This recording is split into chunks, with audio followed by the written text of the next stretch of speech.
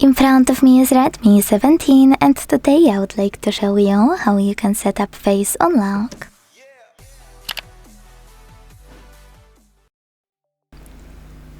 Begin by opening settings and scrolling to hit this section called Fingerprints, Face Data and Screen Lock. Then enter your screen lock and to continue, hit Add Face Data. Now, you need to enter your screen lock again. Tap on I have read and agree to Face Data and Screen Lock Privacy Statement. Select Start and choose Continue. Keep your face in frame following all of the instructions from your screen.